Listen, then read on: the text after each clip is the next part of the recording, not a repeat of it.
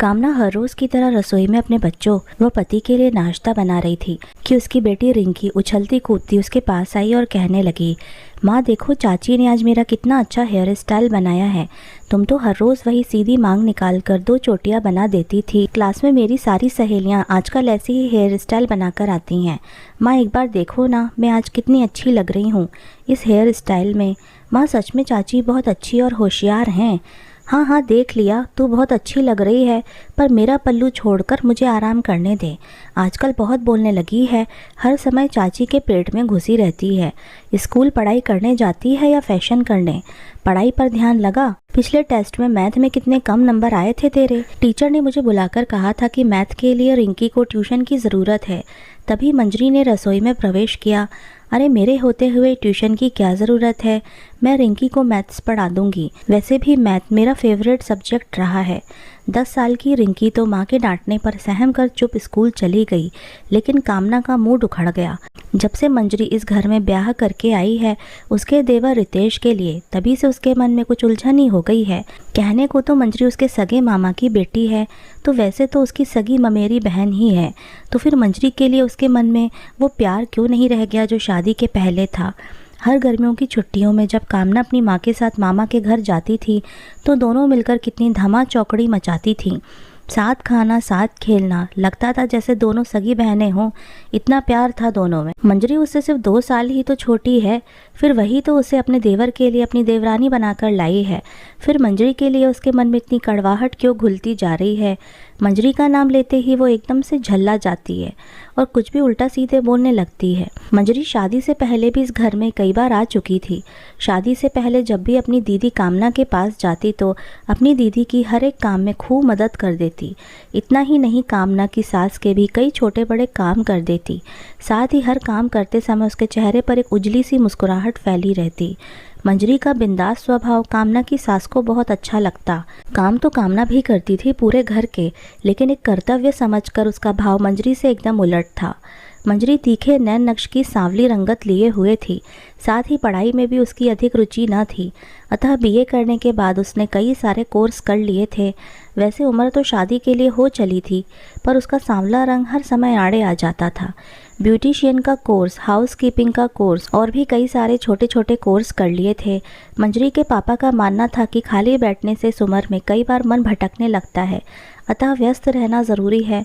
इधर कामना के देवर रितेश का रिश्ता भी कहीं तय नहीं हो पा रहा था। शायद इसी को संजोग कहते हैं कि एक दिन कामना की सास ने उससे कहा कि बहू, तुम्हारी ममेरी बहन का रिश्ता यदि रितेश से हो जाए तो कैसा रहेगा? लड़की देखी बाली है, सुघड़ और समझदार है। मुझे तो उसका स्वभाव बहुत अच्छा लगता है।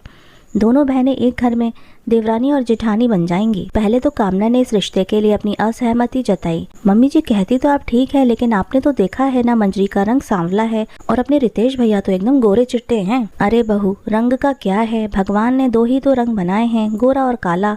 उसके नए नकश तो कितने प्यारे हैं, साथ ही उसके स्वभाव का बिंदासपन। कितनी बार यहाँ आई है, कैसे फुर्ती से हर एक काम करती है और हर समय मुस्कुराती रहती है। मुझे तो वो पसंद है रितेश के लिए।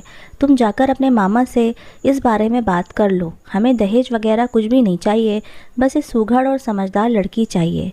कामना ने मामा से बात की तो मामा एकदम खुश हो गए।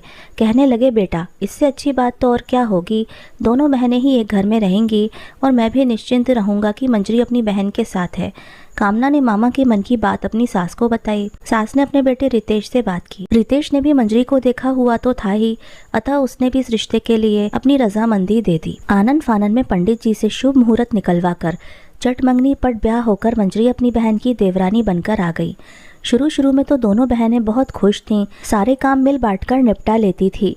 मंजरी को तो खाली बैठने की आदत नहीं थी, पर घर की साफ सफाई के अलावा साज सज्जा भी तो कर देती, जिससे घर के लोग उसकी तारीफ कर देते। यही सिलसिला जब कई बार दोहराया गया तो उसके मन में मंजरी के लिए कड़वाहट पनपने लगी। अब वो मंजरी को अपनी बहन कम देवरानी अधिक समझने लगी। कई बार बेवजह उस पर अपनी खींच निकाल देती। मंजरी कामना की भावना से अनजान अपने काम करती रहती। आज जब रिंकी स्कूल से वापस लौटकर आई तो बहुत खुश थी, क्योंकि मैथ टेस्ट में उसे पूरे 10 में से 10 नंबर मिले थे। ये कमाल मंजरी ने ही किया था।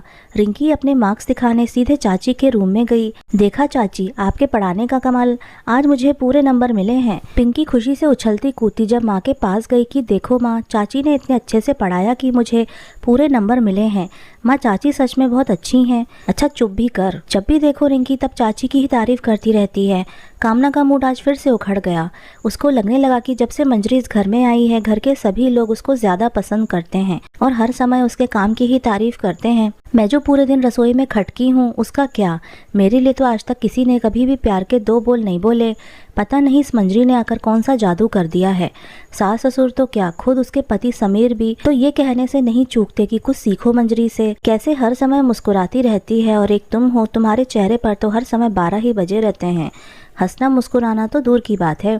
एक सप्ताह के बाद कामना का जन्मदिन आने वाला था, सो मंजरी ने मन ही मन प्लान बनाया कि इस बर्थडे पर दीदी को सरप्राइज देकर उनका मन खुश कर देते हैं। कामना के स्वभाव में आए बदलाव और चिड़चिड़ापन को मंजरी महसूस तो कर रही थी, लेकिन ये समझ नहीं पा रही थी कि इसका कारण वही है। दूसरे दिन इतवार होने के कारण सभी लोग आराम से सोकर उठे। मंजरी ने कहा, दीदी आप आज घर का कोई काम नहीं करेंगी, नाश्ता व लंच मैं बनाऊंगी, फिर शाम को हम सब किसी अच्छे से रेस्टोरेंट में जाकर डिनर करेंगे।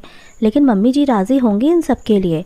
कामना ने कहा, मैंने उनसे परमिशन ले ली है, उनका कहना है चलो सबका चेंज भी हो जाएगा। जीजा जी और रितेश से भी मैंने बात कर ली है। शाम को कामना का अच्छे से मेकअप करके वह खूब अच्छे से तैयार किया मंजरी ने। सभी रेस्टोरेंट पहुंचे। वहां कामना के पति समीर और रितेश ने पूरा हॉल बुक करके बर्थडे का पूरा इंतजाम करके रखा था। कामना के अलावा सभी को इस प्लान के बारे में पता था। नज़दीकी मित्र व परिचितों को भी इसमें निमंत्रित किया था।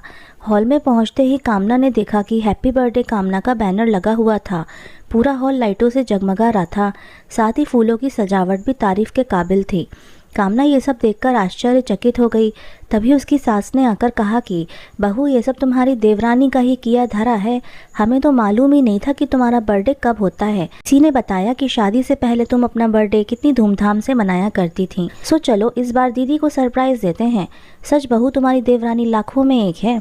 कामना मन ही मन बहुत शर्मिंदगी महसूस कर रही थी। मैं तो इससे अपने मन में इसकी तारीफ सुनकर कड़वाहट लिए बैठी थी और ये तो अभी भी मुझे अपनी बड़ी बहन ही मानती है।